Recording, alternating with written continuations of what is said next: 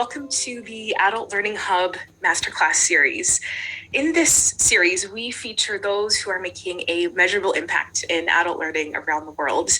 And the experts we feature offer what I feel is really exciting and exclusive insights for you as an educator to better your practice, more confidently navigate our ever-changing educational landscape around the world, and really feel energized and ultimately improve outcomes for your learners.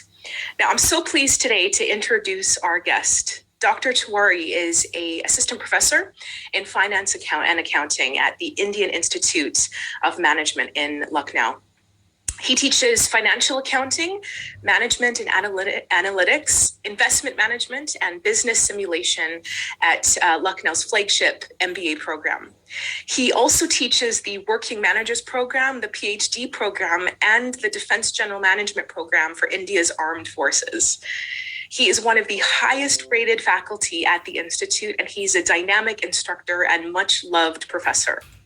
His unique approach makes his classes truly a refreshing experience where students can learn strong fundamental business skills that they can apply in their jobs and also in the real world upon graduating. He believes in the need for change and innovation in teaching methods to bring out the best in all learners. So the reason I wanted to sit down with him for our masterclass series is because of a unique elective course that he has successfully designed and implemented called Business Simulation, where he uses board games to teach management concepts to his learners. His work has been featured in leading Indian publications, and his program was awarded Most Unconventional Course in 2020. What an accomplishment. And in preparation for this interview, I read a quote from one of his students saying the classes used to stretch for probably 6 to 7 hours, but I never really complained about it because it was so much fun. I mean, if that's not a sign of a good learning experience, what is? And I love featuring pioneers in adult learning, and I'm so excited for my conversation today with Dr. Tiwary. Welcome, Professor. Hi everyone. Hi Jane.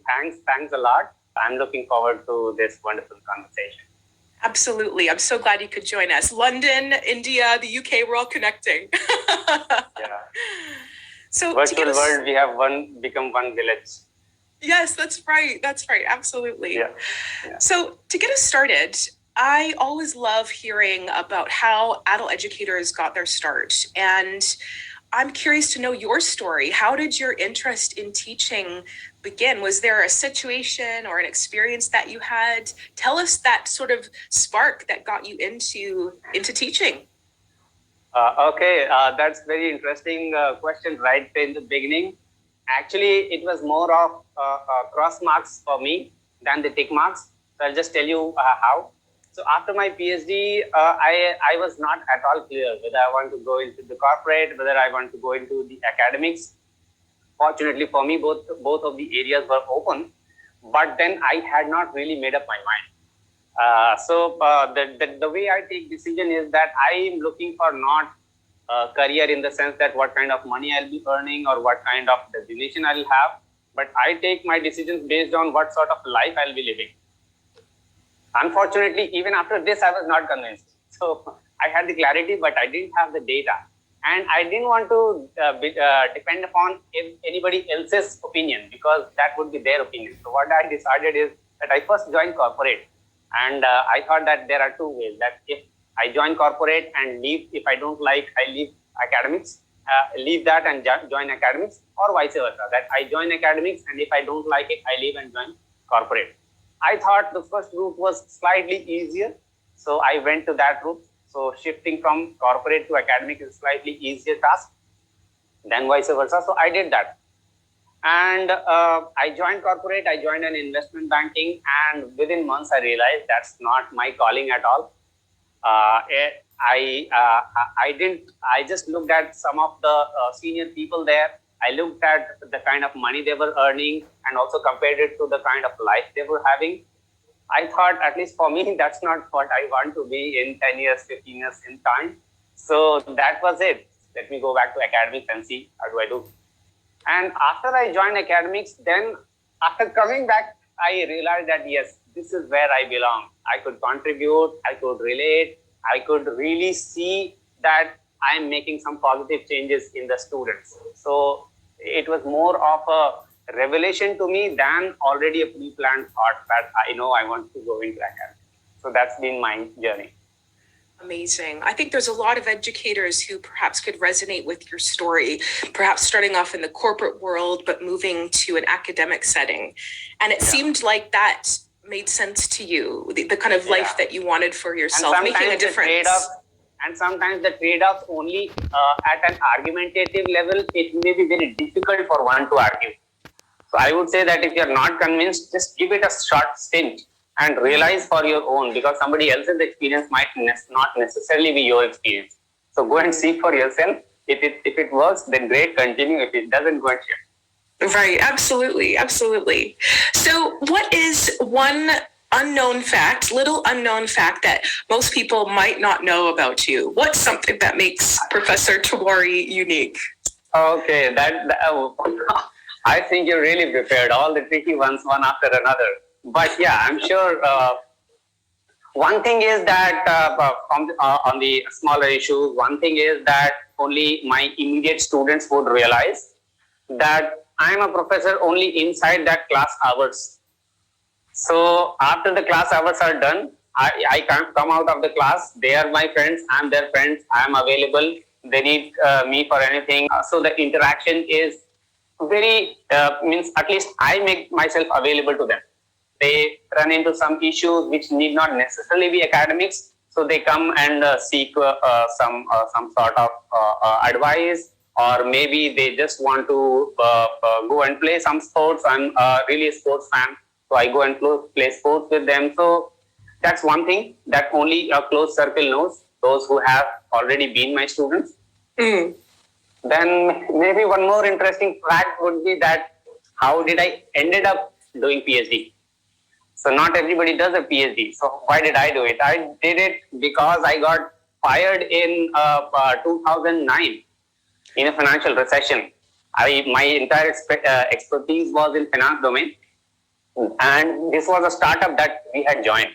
And the company itself collapsed. And of course, if the company gets closed down, everybody gets fired. That was not a time where you could have found a finance job. And then what do? You cannot wait for 1 or 2 years searching for a job. So you just enhance your capability. I was already holding a master's degree, so it didn't make any sense for me to do another master's. So I thought, why not try a PhD? There was just luckily among the best business schools. The day I got fired, my company got shut down. Only one of the application was left, one deadline. So I applied. That is ranked among the top university business schools in India. Luckily, I got in, and then I just went along. So even this one, I think it was more of a accidental, happy accident with me, rather than I was born with a very clear-cut thought that this is how I want to start out my career. So interesting. A happy accident. I think that's how a lot of us find our calling, our vocation, isn't it? We end up getting fired from a job, and we discover our calling, what we're meant to be doing. And I think that's a really wonderful thing about adult education is that we often fall into it, don't we, as a career? Only thing is that one should not stick to a particular line. That if this doesn't happen to me, I'm devastated. I was always very open to whatever comes to my path. I'm happy to take it up, and then if I have the capability, I'll meaningfully contribute. So I ended up doing PhD. Yeah, amazing. So you moved into the world of academics, and I'm so interested to know, how did the idea specifically emerge of using board games in your classes? How did that idea come about? How did you identify that this was something that you needed to do? So some of us, some of my friends, we keep on playing board games for quite a while now. That goes back more than 5 or 6 years back to my PhD days. But recently, by recently I mean about 1.5 to 2 years back. So after the game is done, it's very natural for us to discuss that who won, why do you think they won? Just about 10-15 minutes of discussion. So I realized that in some of the discussions, there was some repetition. The repetition was that I was using to justify that why did I win or somebody else win. I was using certain jargons from the management education. Then it just clicked to me that I was actually using some of the concepts that I had learned in my management institutes to win these games. Then it was almost like a eureka moment for me that can I do this, a reverse engineering, that can I place these boards, these game setups in a classroom and just push my students to visualize them as a business setup so that in attempting to win a game, they would end up internalizing some of the management concepts. So that's when it clicked to me. And then, it was, I think, from the trial purposes, it was a little bit longer time than I would have thought. It took quite a while. It took almost 1.5 years of testing. But yeah, I'm really satisfied with the end result. And what board games in particular were you using? So one of the game almost everybody would have heard is Monopoly, wherein you acquire certain properties and then you take rentals from your friends, and then it's a dice based board game. So just that, I used a basic setup of that, but actually in my class, the game itself is not the whole of it. I have to tweak a lot of the rules. I have to bring in my own setup. I will change some of the criteria. I will change some of the ways. I will introduce certain options somewhere. I will introduce certain trading somewhere. And also some of the prompts. So this basic setup I tweak and then I change it so that when the students play this game, it looks as if they are running a business. So this is just one example. Similarly, there are some 4-5 other strategy games. Primarily, they are strategy or finance heavy games. But you end up using almost all the major functionaries of the finance domain. You end up using your negotiation skills. You end up using your team management skills. You end up using your marketing or pitching or identifying your market and whatnot. Yes. Right. So they're learning finance skills, negotiation skills, and I think it's fascinating how, in our day-to-day lives, you were so observant and you made that connection to think like, wow, this game with my friends, you said you spent some time sort of reflecting who won, why did they win? And now you're translating that into a business class where they're learning those fundamental skills, but they're learning that in a sort of informal way, which is really interesting. Yeah, not only informal way, I would say it's more of, so the traditional learning is more of a theoretical side. The kind of analogy I like to give is that, let us say you go to a class and then they show you that, look, this is a steering wheel, that is a clutch, that is figure of a gearbox, and that is a figure of a brake. And now tomorrow you are given a car and you need to drive on a highway. You can imagine how scared you would be. My endeavor is only that before you put them into such a high stake world, the stakes are really high because we are top management schools. And when people hire the students from here, the graduates from here, they are directly put into the driver's seat where the stakes are really high and one wrong decision can even question the survival of a business. So the cost that you would incur of making a mistake, it is not only going to be very heavy for you as an individual, your own career, but you may endanger an entire organization.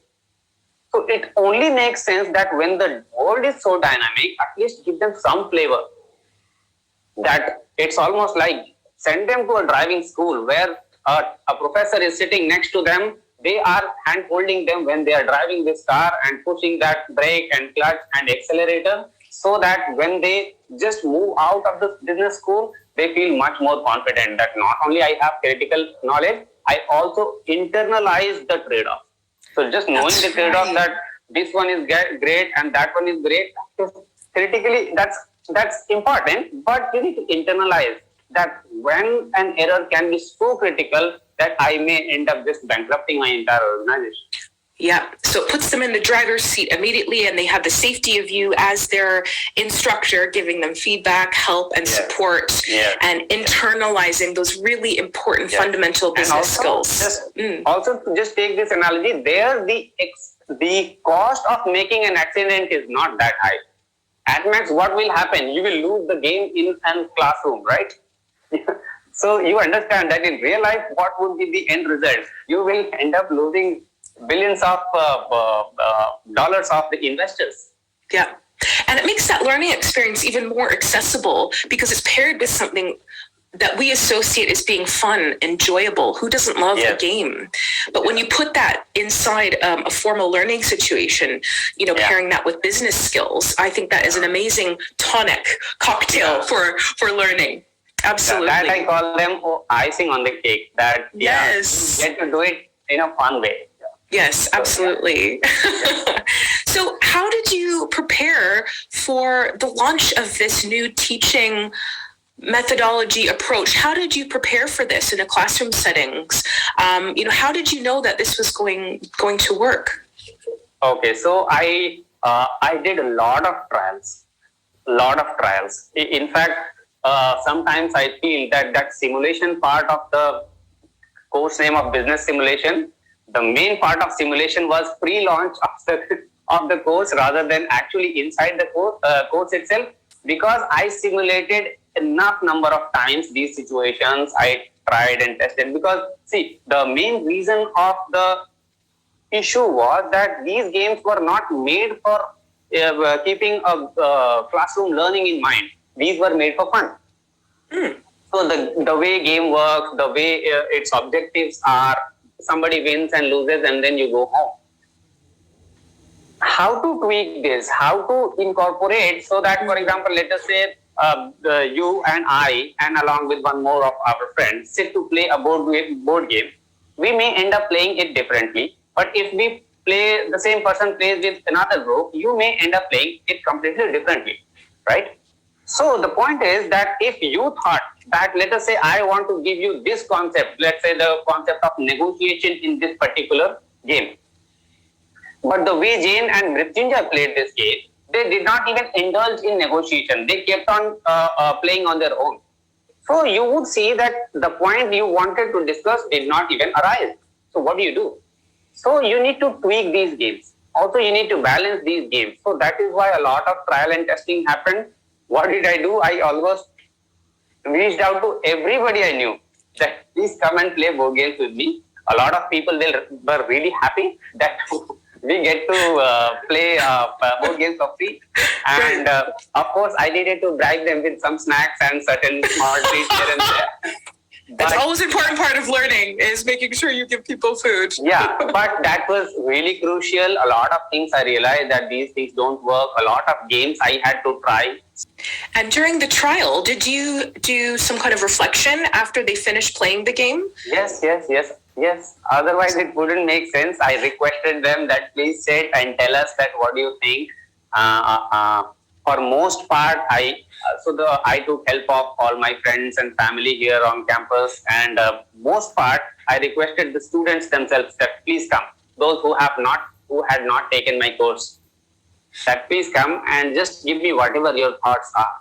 So a small bit of reflection on what happened, and that's when I kept on getting that these kind of points are getting repeated in this game. So maybe to illustrate this particular business aspect, it is best to use this game. Right. So based on their reflections, you kind of refined your method a little bit more. That's a very informed way of doing things. I think it's quite interesting. Now, how did you get buy-in from your internal stakeholders in management? How did you convince them that this was going to work? The reason I ask this question is because our audience, they work in a number of different settings, in academic institutions, corporate environments, and they're adult learning professionals who sometimes need to work with our internal stakeholders if we want to introduce a new teaching technique or approach. So how did you convince or work with your stakeholders to get this up and running?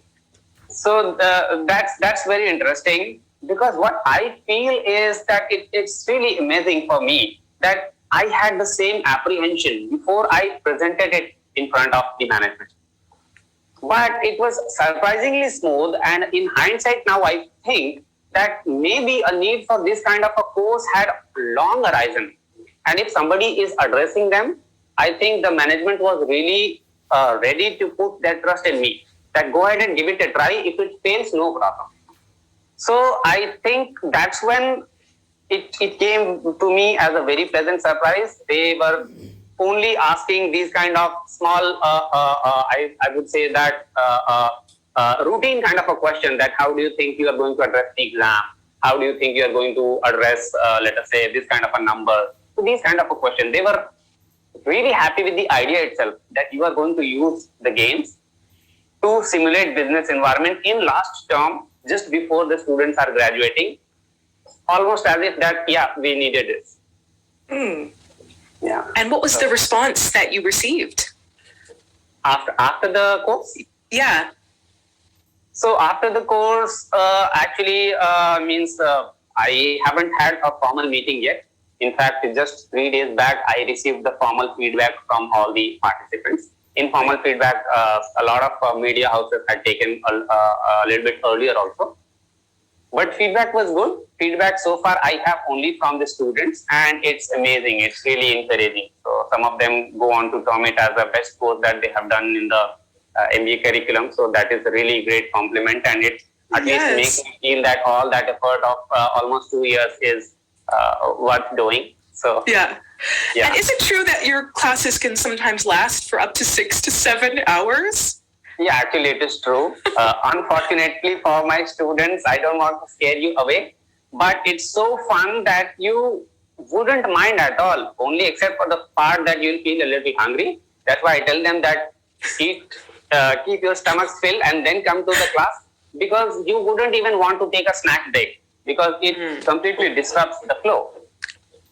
So some of the games, yes, because it also depends upon the speed at which, so see, when we, let us say 4 people sit to play a game, 5 people sit to play a game, only 5 people are taking decisions. But what was happening in a business simulation is that these 5 people were actually represented by a team of 5 each. So just to take one decision, 5 people need to agree to one particular move. So it obviously expands the time taken, but I think it was really worth it, because in real life business, it will never be one person's call. That if you think, you just go ahead and do it, and then you would miss out of this very crucial team dynamics part. So it's not only business skills that they're learning, but as you said, it's like, understanding team dynamics, or working together as a team, or listening to feedback. Are there any other skills you find your learners are taking away after a class other than those fundamental business skills? Yeah, so I'll go to that a little bit later. I'll just mention one anecdote. So in fact, there were plenty of incidences where a team lost not because they were taking wrong decisions, just because they could not come together as a team. So that's when it's like one thing for somebody to teach for example, in an HR class, that if your team is not cohesive, you might start missing out on a lot of things, and maybe you will start facing danger to your survival. So just listen to this sentence and then watching that, we were fighting, but this team was really moving in one direction really smooth and they won. So then the kind of learning that happens is completely at a different level. I say that now you internalize the concept rather than just know them that they are there. But as you said, that other soft skill, yes, negotiations, the way you present an offer to your counterpart, that counterpart can be your supplier or your competitor. So if you give them, for example, if you give them such a strict bargain that it doesn't make sense for them, and then you are hoping that in bargain we will meet midway, it doesn't happen that way, because then the other party will be turned off, that they might not even want to deal with anything with you. I said that give them an offer which is not only good for you, but it is really good for them as well. Only then they will even consider what you're speaking. So these kind of negotiation skills, then the way you present a deal, it's not just the content of the deal or the extent of the bargaining you are going to give, but also the way you present. Also the kind of aggression you want to exhibit in front of people, Also, if you are, for example, if you think always it will be happening that in your business there are competitors, right? So sometimes also the perception plays a lot of role. Perception, if let us say there are 5 competitors and almost all of them see that one person is definitely have an edge, then what rest 4 are going to do? They will sort of, means not formally, but sort of invisibly or informally, they'll start colluding, and then they will all start fighting against this one guy. So you don't want to project yourself as that person. So this kind of a learning you cannot give in sentences. You need to show them that, look, everybody started going against you simply because you went ahead too aggressive right in the beginning. So these kind of learnings, that a lot of soft learnings are there. Yeah, and that learning can only happen through experience, can't it? Yes. In a real life business scenario, which is what you're simulating in your classes through these board games. Yeah. And do you give feedback to students or learners in the moment, or do you wait until after the game is done to go through maybe a series of questions, like why didn't this go the way that you had planned? Or what did you notice about your participants or fellow classmates? Just very rarely, if I see that some very peculiar situation has happened, and I don't think that people will remember it at the end of the game, so then I just tell them to pause a bit, and then I explain, I ask questions that what do you think, what's going on? But that is very rare. But most of the learning happens at the end, because it is, people have just played a game, and in a game the problem is that because you are so involved, or rather I should say the advantage is that you were so involved that you remember everything that happened. So it's so easy for me to just give them that, look, this particular move, that person was offering you this kind of a deal and you said no. So, most of the discussion happens at the end of the game. Yeah. And they can immediately recall what they've done and how it felt, the impact that it had not only on them, but their other players. And I think that's smart, doing the reflection immediately afterwards. It's kind of like striking when the iron is hot, so to speak. To really solidify that learning. And that is also why my classes extend that long. Because not only you need to learn how to play the game, you have to actually play it, and then you have to sit for a discussion. Absolutely. Unfortunately, I cannot break it anywhere. You cannot play it today and you can discuss it tomorrow. It just doesn't have that much of a impact. I can see when the games are happening, as you said, you almost don't want to interrupt, because it's like they're in this state of flow. There's something that's really cool, I can imagine, that's happening as they're playing together, getting a bit competitive, and you don't want to interrupt. So what's your experience been teaching this class in this way? How have you felt as an educator? I can imagine you might feel really empowered, but I'm curious to know, what have you experienced facilitating? I would say that more than empowered, the word I'm looking for is contentment. That when you give something in theory and you have just made them understand, there is a level of contentment. But the level of that contentment goes multifold higher if now you are sure that not only they have learned it, they have internalized the implication that what happens if you don't do it. So then it's almost like they are never going to forget these learnings. That's right. I think that's a key point, is they've internalized as a result of this experience. They'll never forget it. I mean, this is going to be a story that they share with their grandchildren probably 20 years from now, because it was so impactful. So, obviously right now, just switching gears for a moment, we're, currently in the sort of COVID situation, and I know it's become quite serious in India and around the world, and it's impacted practitioners and what we do in our classes, and it's impacted the kinds of learning experiences that students have. So how has COVID impacted you and what you do? And if our work continues on in the future in this kind of hybrid workplace, working from home, working in our workplaces, how do you think you're going to need to adapt? I'm just curious how COVID has impacted your practice.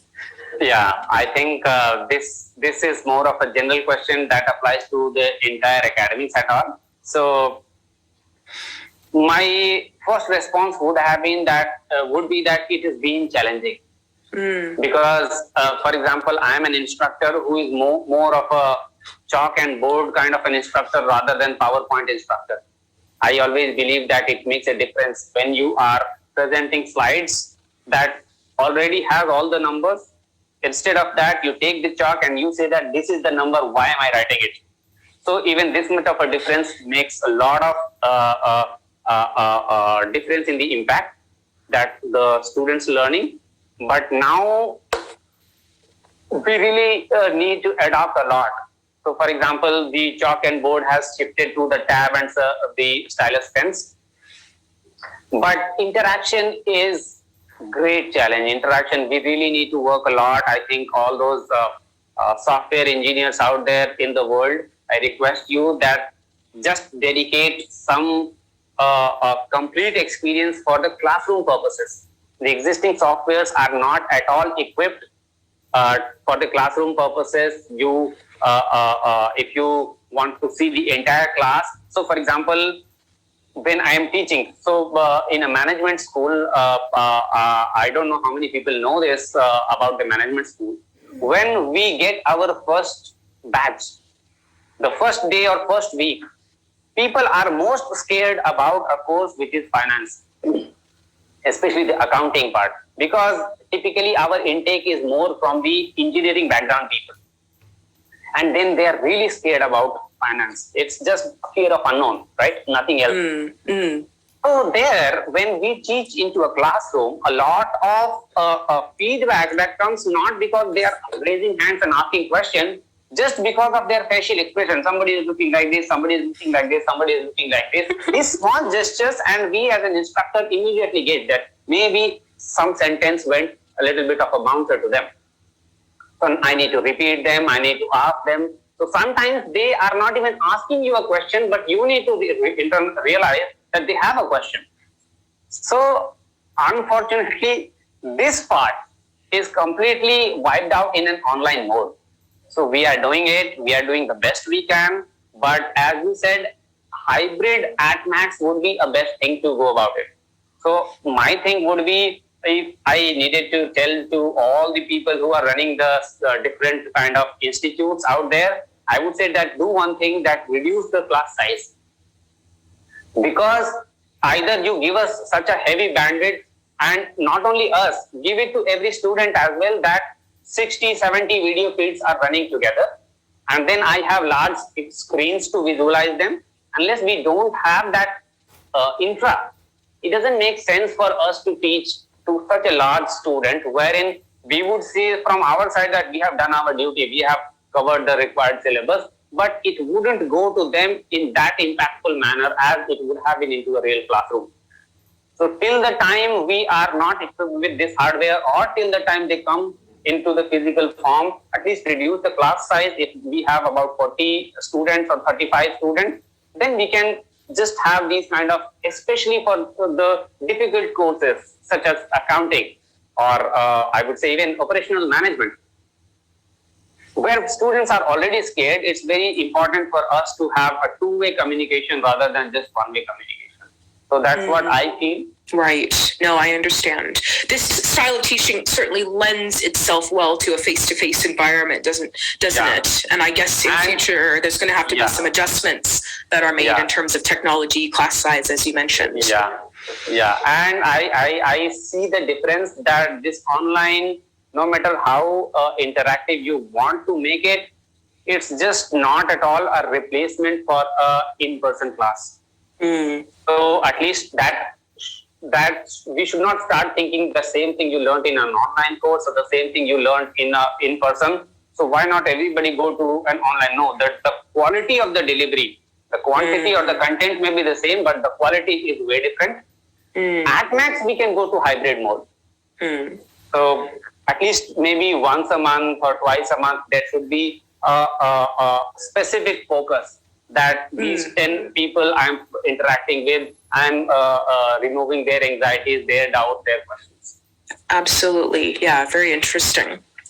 So at the Adult Learning Hub, we serve adult educators, practitioners who work in many different settings, online, face-to-face environments, corporate and academic institutions. So I'm curious to know, what do you hope your style of teaching communicates to educators worldwide? Are there some tips that you might offer educators to take away from your approach? Okay. If they want to try it?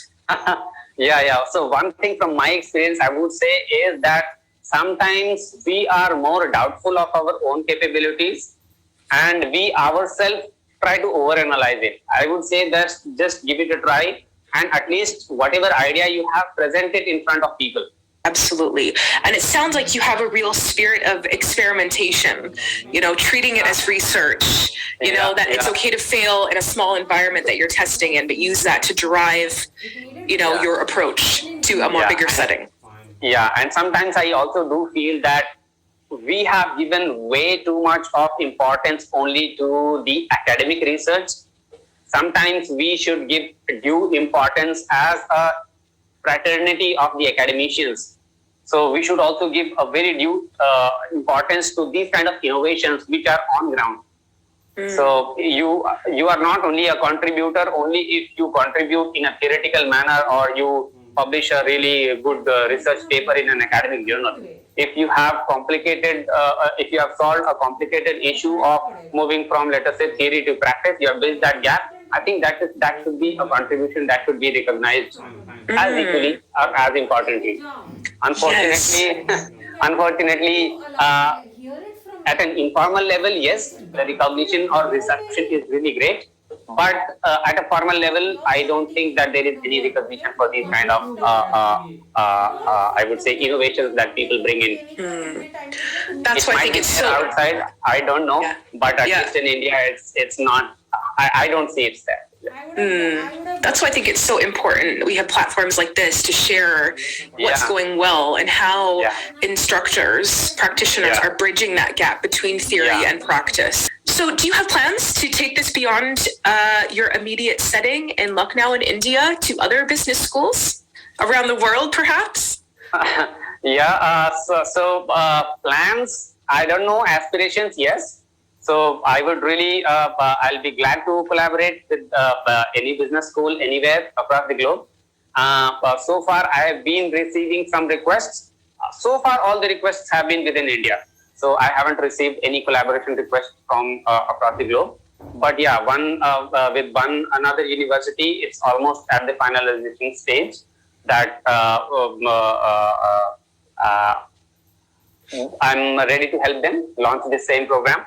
And also, there are certain, I would say that approvals are kind of the administrative rules and regulations. I need to check with my own organization that what flexibility I have. So far, because I did not have any offers of this sort, I didn't bother to ask them the rules. So maybe I'll go back and ask the rule that how much of a flexibility am I allowed to collaborate and what is the restriction. So yeah, means intent-wise, I'm completely open, and rules and regulations I myself have not explored it. And if any of your viewers who are interested in collaborating, feel free to reach out. No problem. Absolutely. I'm sure we'll have people who are getting in touch with you after our interview. Obviously, our social media, your social media links will be in the description.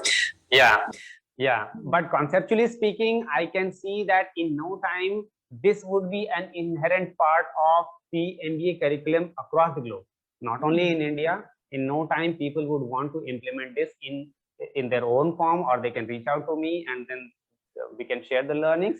But this is such a crucial gap that must be bridged. And now, if one has a way that I have shown that in this manner we can bridge the gap, I think that should be a really easy for people to just implement it in their own business schools. Yes, and it's such a case for practitioners meeting on a regular basis to discuss, I'm working on implementing this new teaching approach. I am as well. There's a case for collaboration here and peer-to-peer learning with people who want to implement this kind of approach using games, using play in adult learning. So At the end of any interview that I do, Dr. Tiwary, I always ask my experts, so what are the 3 things that you know to be true about learning in adulthood? What are sort of 3 things that you know based on your experience about those who are learning something new in their adult years? We think one first important thing is that human beings are by nature inquisitive. Okay. You don't have to push them to learn. By nature, they want to learn. It's just that you have to make them realize that why that is important thing for them to learn. For example, today I might not be interested in learning. For example, let us say, okay, I can't think of anything that I'm not interested in learning. So that's how much a curious person I am. But basically, the point I was trying to make is that you need to tell them that why it makes sense for them to learn, and then you just need to deliver. So this part of the anxiety that a lot of people crib about, that today's generation is not interested in learning. No, they are more interested in learning. It's just that maybe they are not interested in rote learning. They are not interested in mugging up formulas and reproducing them in exams. They are interested in that, why am I learning it? If you answer that question, then they are really in, they really value if they learn something. That is point number 1, is that adults are as inquisitive and eager to learn as children. That's point number 1. And point number 2 is that the people have, means as a mass, a lot of people have free mind, free thinking of their own. So basically, you don't need to work to make them realize that they should learn. They already have this. For example, the most difficult challenge was for me in this business simulation was that for outside world, I don't care. But for my participant, for a moment, it shouldn't look like that this is just any course. You play a game and go sit at your home and you just pass some time in a happy manner. No, it's not a replacement for your evening party. It's a replacement for your classroom learning. So only if they're learning. That's why I said, when you said that the games were fun in the beginning of the interview, you said that the games were fun. I said that as an icing on the cake. This is not the cake itself, right? Right, exactly. Exactly. Yes. Yes. The cake is learning. Fun is the icing. Yeah. So it cannot be vice versa. That mostly you have fun and maybe one small learning here and there. See, if one person is living a life, just in one day of life, they will learn something, right? So for that, they don't need a professor from IIM. Why do they need us? So that we can give a lot of learning in a capsule form. That in a short span of time, their return on time invested is a lot. And the third part would be that it would be more from the instructor's perspective than from the learners. That I think it really puts them at ease if you just make yourself available to them. Yeah. You just tell them. So, for example, maybe this will go as an extension to your second question, wherein you ask that, is there any less known fact about me? One less known fact about me is that right after my first class, no matter what kind of group I'm teaching, I always give them my contact number. And surprisingly, they don't misutilize it. A lot of times people have the inhibition that if they start misutilizing. Fortunately, because we are teaching adults, so they are very responsible, but it really puts them at ease that I am not left on my own. Whenever I have an issue, there is a way where I can get the issue resolved. So these are the 3 things I would say that are key to the way I approach adult learning. Right. So we are by nature inquisitive. You mentioned that we all have a mind of our own. Yes. And making sure that we put students at ease. And it sounds like through being accessible as an instructor. Yes. Just make really good available. Yeah, absolutely. Yeah, be available. Yeah, I think it comes back to, being present, being authentic, plays such a huge part. Absolutely. Well, Dr. Tiwary, I wanted to thank you so much for joining us today.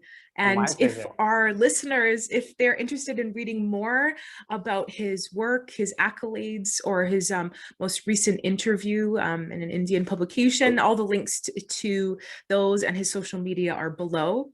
And if anyone enjoyed this interview and you want to experience more learning for you as a practitioner or connect with other adult learning professionals in a community where your stories, your experiences, and your ideas matter, I want you to consider joining the Adult Learning Hub mailing list so that you can stay informed about membership opportunities with us. And the link to our mailing list is below and all of our social media as well. Thank you again, Dr. Tiwary, for joining us. What a great discussion. Thanks a lot, Jane, for having me, and such a fantastic work you are doing. Wish you all the best, and I'm sure that this kind of a value addition to the society is invaluable. Yeah. Absolutely, absolutely. Thanks again, and have a great day, everyone. Bye. Thanks.